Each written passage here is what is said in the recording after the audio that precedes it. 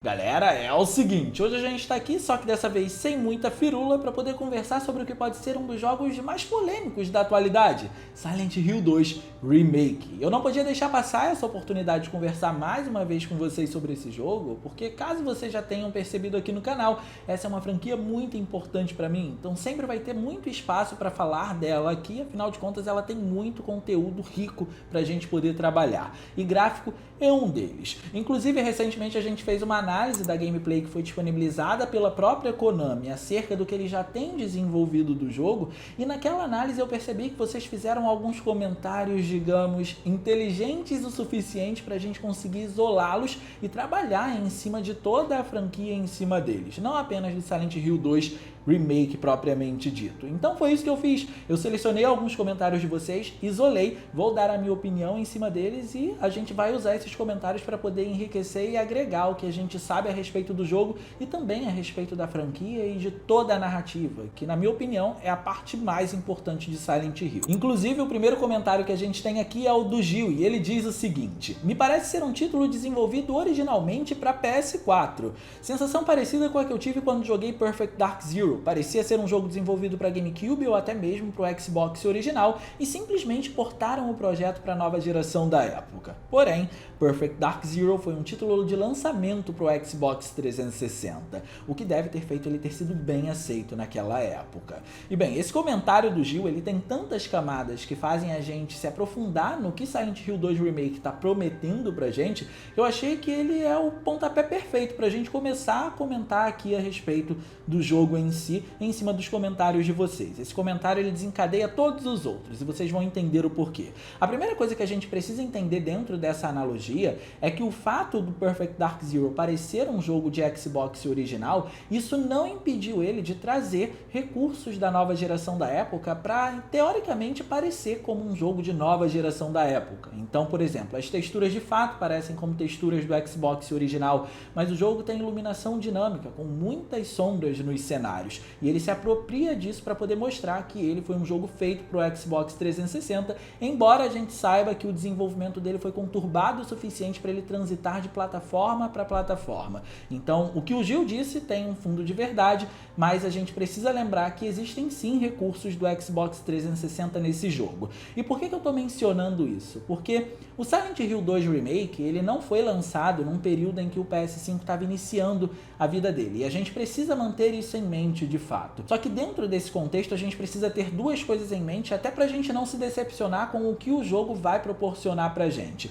A primeira delas é que, de fato, o PlayStation 5, de uma forma geral, não tem conseguido entregar uma qualidade gráfica surpreendente como a gente viu no PlayStation 4. O PlayStation 4, de fato, não foi o console mais revolucionário em termos de avanço geracional. Ele não é tão surpreendente quanto a evolução que a gente viu do PS1 pro PS2 ou do PS2 pro PS3, mas comparando com o que a gente está vendo no PS5, ele não só conseguiu impressionar mais, como também conseguiu se manter muito melhor na geração, porque conseguiram fazer feitos incríveis com os visuais dele. E o outro ponto que a gente precisa mencionar nesse caso é que o PlayStation 5 parece estar sendo um console, não só o PlayStation 5, mas essa geração como um todo, parece estar sendo uma geração de detalhes. Então, o foco das desenvolvedoras tem sido em detalhes como a resolução, como a alta performance e detalhes como o próprio Ray Tracing. Então, o que transforma esses jogos são esses detalhes. Só que a qualidade de imagem em geral não é construída apenas por esses detalhes. Por isso que o PlayStation 4, mesmo quando não tem um Ray Tracing, por exemplo,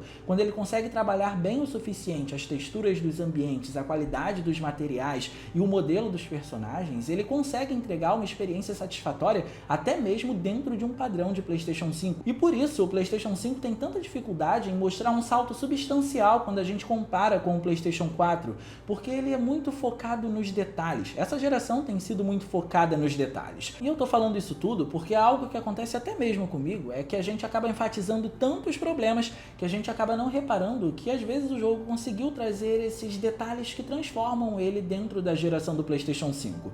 Por exemplo, o jogo acaba trazendo reflexos em tempo real ao que tudo indica. As poças d'água não estão sumindo quando a câmera baixa, que é algo que acontece quando aplicam o espaçamento de tela nos reflexos. Aqui os reflexos reflexos parecem estar acontecendo em tempo real. E é o tipo de coisa que a gente precisa enaltecer, entre muitas aspas, porque não são todos os jogos do PlayStation 5 que têm esse tipo de elemento acontecendo em tempo real. Então, quando acontece, a gente precisa reparar, porque é isso que acaba distinguindo esse jogo de um jogo de PS5 para um jogo de PS4. A gente precisa lembrar desse tipo de elemento, mas a gente precisa lembrando que é um jogo de R$350 e isso não é mais do que a obrigação do estúdio que está desenvolvendo ele. E isso faz a gente vir para o outro comentário que eu separei aqui, que é o comentário do Lansolo, que ajuda a gente a se aprofundar nessa parte gráfica. Ele diz o seguinte: é que para mim parece que o gráfico é muito realista, até demais, enquanto o boneco não é tanto.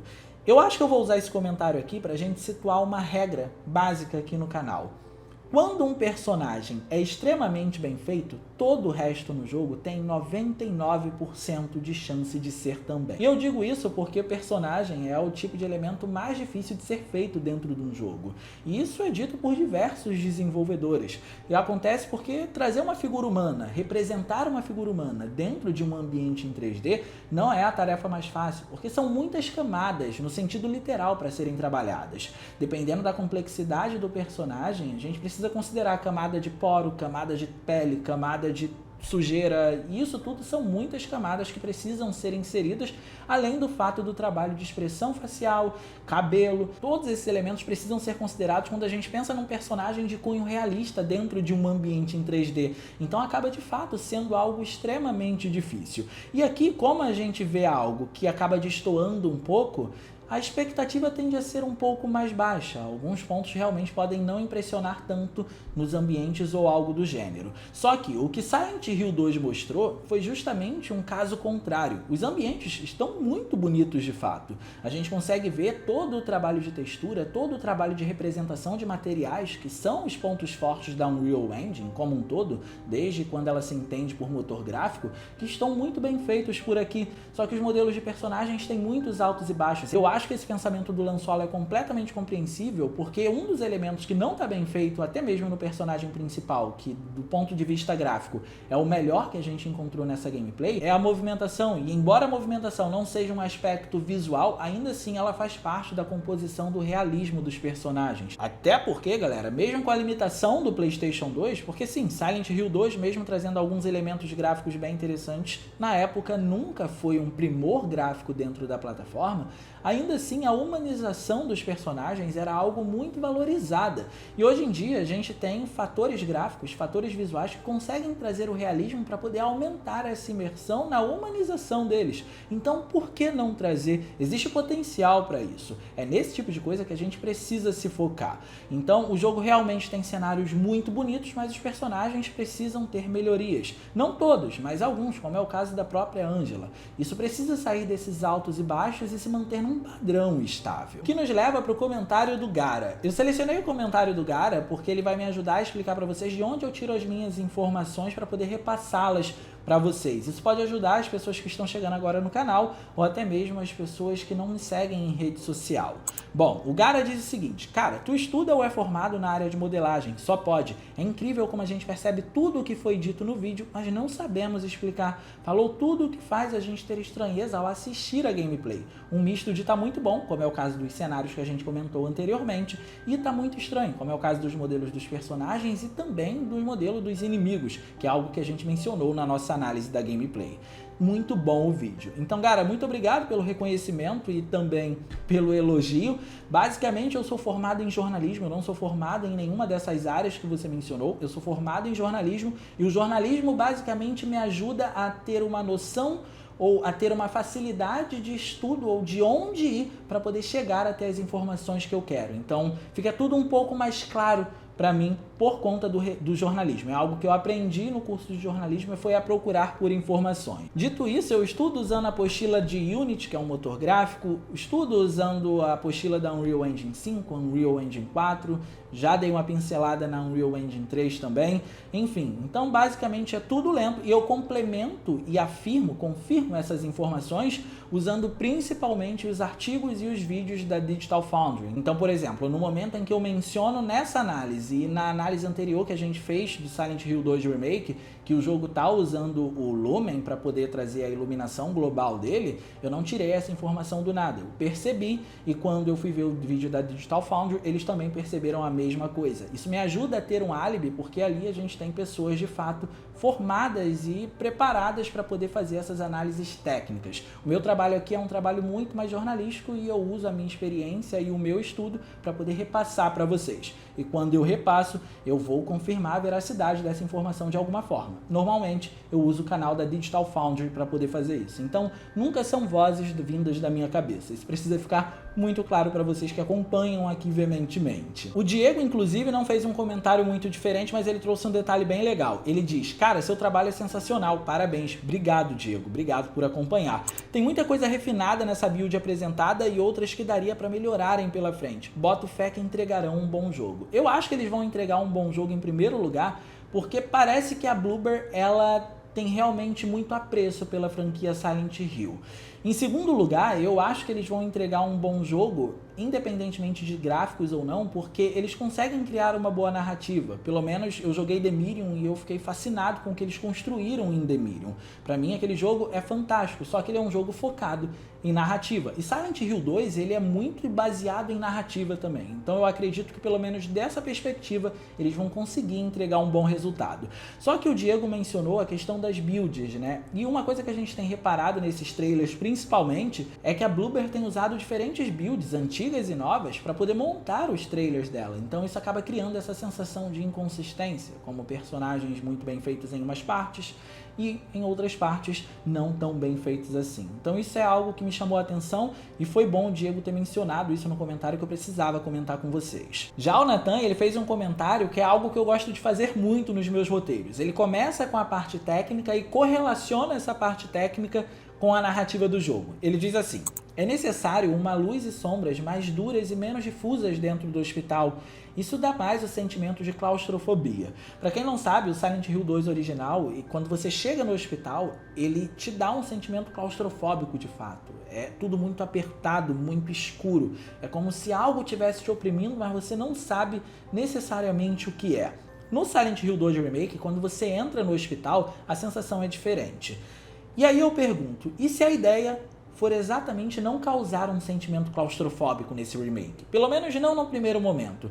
E digo isso porque a realidade alternativa do Silent Hill 2 original, ela não se distingue tanto da realidade normal. E quando eu vi os trechos da realidade alternativa desse remake, me parece que eles estão pegando um pouco mais pesado nesse sentido. Então talvez o sentimento claustrofóbico venha nessa realidade alternativa, mas não na realidade normal. Além disso, a gente precisa lembrar que quando a gente chega no hospital, está entardecendo ainda. Então talvez seja um grande indicativo de dizer: a noite está se aproximando. Você precisa tomar cuidado. Eu acho que esse é o caminho da narrativa que a Bloober está criando aqui, até para poder distinguir melhor a realidade alternativa da realidade normal desse jogo. Pelo menos é o que eu espero. E por fim, a gente chega no comentário do Felipe Sacramento, que é algo que eu preciso conversar com vocês. Ele disse o seguinte: ainda bem que existe o Pedro. Obrigado, Felipe. Ver o pessoal do Flow Games fazendo análise chega a me dar urticária. Gente, vamos entender uma coisa, Silent Hill sempre foi um divisor de águas. Para vocês terem uma ideia, quando Silent Hill 2 chegou, diversas notas que deram a ele foram notas 7. O jogo não chegou sendo um clássico cult do gênero de survival horror. Ele foi criando isso aos poucos de acordo com o que a saga foi apresentando na franquia e com como ela foi se construindo. Porque as mensagens de Silent Hill 2 são tão subjetivas que isso não foi descoberto, o nível de informação que a gente tem hoje não foi descoberto logo de início. Isso foi sendo descoberto aos poucos e por isso a reputação do jogo foi crescendo. E hoje ele se tornou um clássico cult. Então, naturalmente, o Silent Hill 2 Remake ele vai dividir opiniões. E isso é muito bom porque o Silent Hill 2 original conseguiu se tornar praticamente uma peça de arte. E o que a arte faz é justamente isso, questionar, dividir opiniões, criar conflitos saudáveis, mas criar conflitos.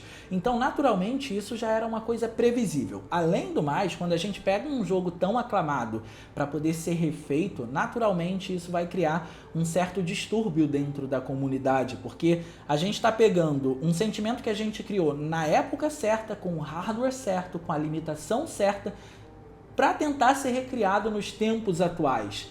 Algo que não vai acontecer, porque os tempos naturalmente são outros. O que eu acho que a gente precisa ter em mente é que o remake do Silent Hill 2, ele não inibe o jogo original. O jogo original vai continuar lá. O Metal Gear Solid 1, por exemplo, recebeu um remake, não é o melhor remake que a gente recebeu na indústria, mas ainda assim, que bom que existe um remake para que novas pessoas conheçam a franquia. E aí, quem quiser jogar o jogo original, ele está disponível. Então, acho que a ideia precisa ser essa, e naturalmente, vão existir pessoas que não vão gostar do jogo e tá tudo bem. Mas tá tudo bem também a gente olhar pro jogo, gostar do que vê e assumir que tá gostando do que vê, ao invés da gente simplesmente ficar repetindo o que as pessoas estão falando. Além disso, é muito importante a gente deixar claro que mesmo que Silent Hill 2 não seja uma obra-prima do ponto de vista gráfico, ele ainda assim tem um elemento muito importante dentro dele, que é a narrativa. E se isso for construído, não vai ter gráfico ruim ou gráfico bom que consiga se sobressair nesse sentido. A gente tá focando na parte gráfica e na parte técnica porque são R$350.